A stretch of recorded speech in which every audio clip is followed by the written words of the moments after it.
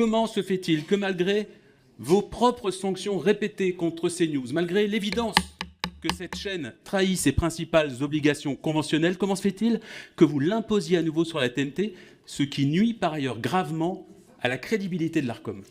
Bonjour à tous, j'espère que vous allez bien, ça fait extrêmement plaisir de vous retrouver. Bonjour à toi si tu viens de rejoindre la chaîne. Avant de commencer cette petite réaction, je vous demande à tous de liker la vidéo. C'est extrêmement important pour l'évolution de la chaîne. Sans ça les amis, YouTube va me mettre dans les oubliettes. Sur ce les amis, sur cette première réaction, Aymeric Caron nous explique que pour l'Arcom, le racisme est un projet éditorial acceptable. Au nom de la liberté d'expression, en commission de l'AN, son président Roch-Olivier Mestre a bien du mal à justifier pourquoi l'Arcom a renouvelé la fréquence de ces news, malgré sa signe xénophobe et ses fake news à répétition. Quelle pression l'Arcom a-t-elle subi pour prendre une telle décision? Les amis, on regarde la vidéo et on fait une petite réaction. Monsieur le Président, vous avez a priori décidé de renouveler sa fréquence sur la TNT gratuite à la chaîne CNews. CNews qui est censée être une chaîne d'information. Or, elle ne remplit plus ce rôle puisqu'elle est devenue une chaîne d'opinion et de militantisme d'extrême droite, comme l'a pointé un rapport de Reporters sans frontières. C'est une chaîne d'opinion qui fait le bonheur d'une partie de cette assistance,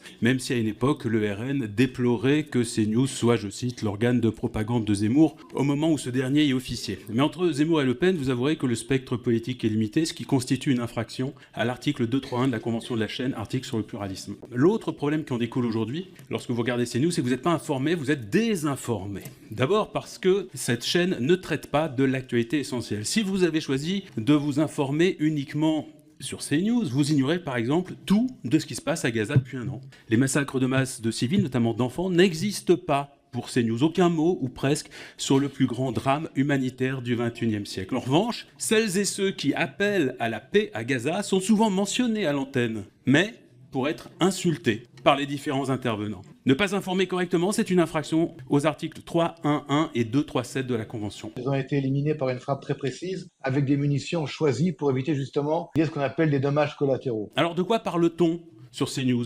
Le collectif Sleeping Giants a calculé qu'en 2023, les bandeaux titres de la chaîne ont parlé d'islam et d'immigration 335 jours sur 365. Troisième thème majeur, oui je sais que ça vous fait plaisir, troisième, c'est ce que je disais au début, de confirmer.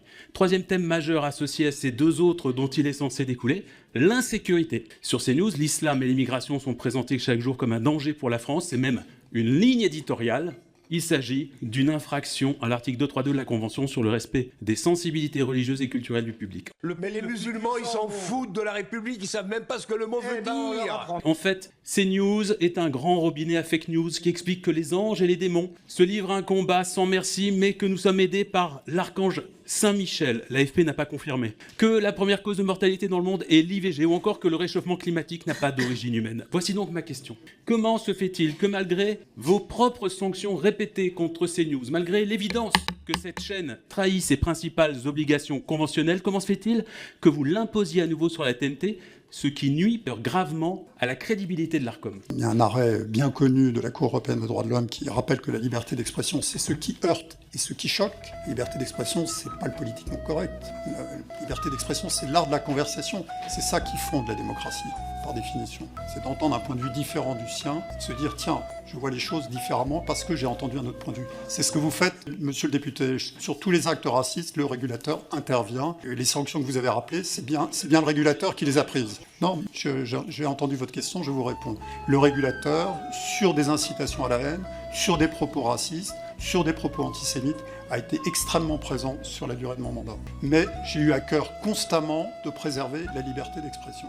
Et ça fait partie de la mission de cette autorité. De toute façon, sur CNews, on nous explique matin, midi et soir toujours la même chose. L'immigration, l'immigration, l'immigration. Et quand ils changent la cassette, c'est l'islam. L'islam, l'islam, l'islam. Ils n'ont pas d'autres mots à la bouche. Et quand on leur explique, mais vous parlez pas de la situation qui se passe à Gaza et au Liban actuellement, les victimes, les milliers de victimes qui sont tombées et qui tombent actuellement, on nous explique toujours la même chose le 7 octobre, les amis. Et pour vous faire montrer l'indifférence des médias français, je vous ai trouvé une petite vidéo où on voit une personne qui vient actuellement de rentrer de Gaza et qui explique la situation catastrophique des Gazaouis. On regarde la vidéo et on fait une petite réaction, les amis. D'abord le plus quand on pénètre dans la bande de Gaza. Finalement, la première chose qui m'a frappée en arrivant à Kerem Shalom, qui est le point d'entrée dans la bande de Gaza, c'est le peu d'activité à ce point de passage, parce qu'on s'attend à voir, moi je m'attendais à voir des centaines de camions d'aide qui attendaient de rentrer dans Gaza.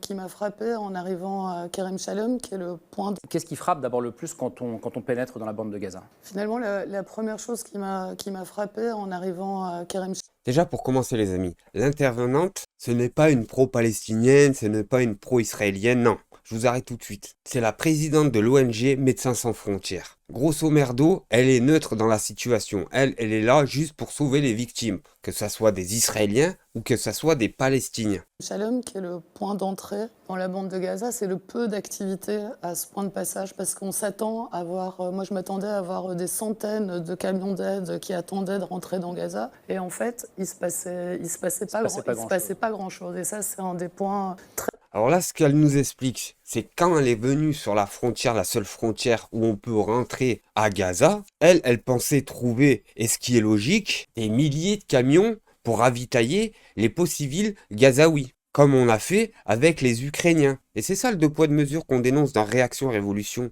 Alors pourquoi il y a un pays, l'Ukraine, quand il se fait attaquer, nous Français comme le reste du monde, on est là à leur donner toute notre aide, ce qui est logique. Mais pourquoi on ne fait pas la même chose avec le peuple palestinien, les amis ? Très important finalement, c'est le fait qu'il n'y a pas grand-chose qui rentre en aide humanitaire et en biens de première nécessité dans la bande de Gaza. Ensuite, on part de Kerem Shalom dans des voitures blindées et on a 1 heure de route pour arriver à Dar el-Bala, qui est dans la zone, dans la Middle Area, qui est dans cette zone humanitaire. Et pendant 1 heure, tout est détruit. Donc on est frappé par l'ampleur des destructions. Je le savais avant d'y aller. On le voit sur les images, mais ce ne sont pas des images choisies en fait. Ouais. L'ampleur des destructions est gigantesque. Voilà. C'est pas moi qui vous le dis cette fois-ci. C'est une personne qui est rentrée dans la bande de Gaza. C'est une personne qui l'a vu de ses propres yeux. Et ce qu'elle nous explique, c'est ce que je vous disais précédemment sur mes vidéos. Quand vous allez là-bas, faut savoir que c'est devenu un désert. Un désert, tout a été anéanti. Toutes les infrastructures palestiniennes ont été anéanties totalement. Mais c'est pas tout, les amis. C'est-à-dire que les images qu'on voit, on a en tête ces images de drones qui survolent la bande de Gaza, peut-être qu'on peut les voir. Et puis on arrive dans cette zone humanitaire où ont été poussés plus d'1 million de personnes qui ont été déplacées 5-7 fois, qui se sont déplacées 5-6-7 fois en 1 an et qui sont arrivées dans cette zone qui est une toute petite zone de 40 km² en bord de mer, sur le sable, et il y a 1 million, 1,5 million personnes qui vivent là. On a vu un peu les photos dans des abris extrêmement précaires. On parle de personnes sous tente, mais en fait très peu ont des tentes. Ils se sont débrouillés pour faire des abris avec littéralement des morceaux de plastique, des couvertures. Ceux qui n'ont pas de tente ont, c'est ça, des abris de fortune Ah oui, certains arrivent à avoir des bâches en plastique, d'autres ont fait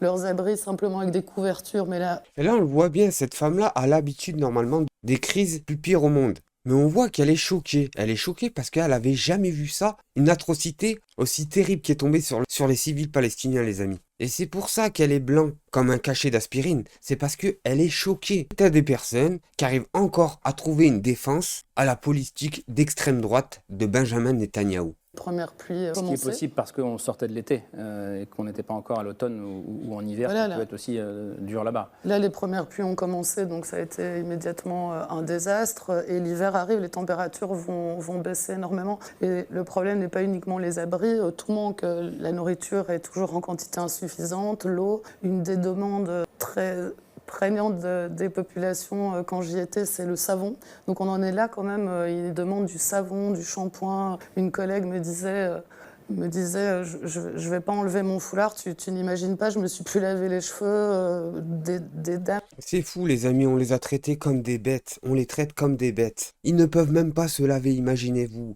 même pas un savon pour se laver. Pas de nourriture, pas d'eau, pas d'électricité. Tout a été anéanti. Le cousin, le voisin, le grand-père, la grand-mère. Et derrière ça, on arrive à trouver des personnes qui arrivent à se pavaner sur tous les plateaux TV français en nous expliquant qu'Israël serait du côté du bien, Mais non les amis, détrompez-vous, la politique de Benjamin Netanyahou, c'est Volcano, pour ceux qui ont vu le film, la Palestine, la Cisjordanie, le Liban, le Yémen, l'Iran, la Syrie, et même après ça, ils arrivent à venir sur les plateaux TV en nous expliquant que les sauveurs du monde sont sur 7 fronts. Mais ne vous inquiétez pas, ils vont sauver tout le monde, les Avengers du Bled.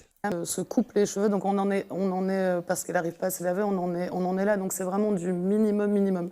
Se protéger la pluie, donc ne pas être mouillé, pouvoir se laver, à nouveau nourriture et eau en quantité. Ouais. Toujours, les gens ne meurent pas littéralement de faim ou de soif, mais ça prend toute la journée pour trouver les quantités de nourriture, pour trouver la nourriture suffisante. Juste le mois dernier, sur le mois de septembre, les Nations Unies, le Programme alimentaire mondial, par exemple, a réussi à faire rentrer dans Gaza uniquement l'équivalent de la nourriture pour 1/5 de la population, donc 1/5 de leur cible. Ils ont les stocks de nourriture, ils ont l'argent, ils ont les camions, 1/5 de la nourriture seulement est rentrée. Et le reste, c'est sur du marché. Il y a un peu de nourriture quand même dans le marché, mais à des prix extrêmement élevés. Ouais. Et on pourrait presque dire il y avait, parce que ces derniers jours, les camions commerciaux ont été interdits d'entrer à Gaza. Il y avait environ 150 camions qui rentrent. Pour tous les médias français lui tombent dessus à l'unisson. Cette fois-ci, après BFM TV, après CNews, après LCI, Cyril Hanouna s'y mit aussi et attaque Rima Hassan et la France Insoumise. Regardez ça, on va rigoler. Sur différents plateaux télévisés en interview. Et qu'est-ce qu'elle dit sur le droit international que tu valides? Moi, le retrait d'Israël, de la Cisjordanie, de Jérusalem-Est et de Gaza, conformément à la décision rendue par la Cour internationale de justice des Nations Unies. Elle dit et elle répète ça. Moi, je trouve ça remarquable d'invoquer le droit international et non pas juste des opinions comme ça en l'air. Après, j'ai dit, et je répète, il y a des points sur lesquels j'ai des désaccords, voire des désaccords très profonds par rapport à ce qu'elle peut dire. Sur la question d'avoir des comptes à rendre en tant que média, je trouve la formulation vraiment problématique, parce que compte à rendre, on pense immédiatement à chasse aux sorcières, on pense à règlement de compte. Mais rien à voir les amis. Compte à rendre, règlement de compte, vous avez vu directement. Rima Hassan a été cataloguée dans la liste noire, comme Jean-Luc Mélenchon. Les plateaux TV, pour elle, c'est terminé, finito. Et c'est pour ça qu'il y a des gens comme nous pour leur donner un petit coup de pouce. On pense à etc. Elle met sur la dos des amis des grandes gueules notamment et de BFM. En revanche, sur le principe de dire qu'un média doit accepter qu'on puisse critiquer sa ligne éditoriale sur tel ou tel truc, ça je trouve ça normal. Mais la formulation au minimum pose un problème. Ne piège pas les gens en direct, fais pas une prise de tâche comme ça. Moi ça m'a rappelé Louis Boyard. C'est exactement les mêmes méthodes. Si tu viens sur un plateau pour parler d'un autre truc, et c'est ça qui est fou les amis. Quand tu les accuses de faits réels, de faits accomplis, ces personnes-là se victimisent. Parce que comme d'habitude, les pros de la victimisation, on sait c'est qui les amis. N'oubliez pas les amis, pour tous ceux qui veulent soutenir la chaîne avant qu'elle tombe à l'eau, mon Tipeee est sous la description. Et pour tous ceux qui peuvent pas, un petit like, un petit commentaire, ça fera toujours du bien à la chaîne. Merci à tous.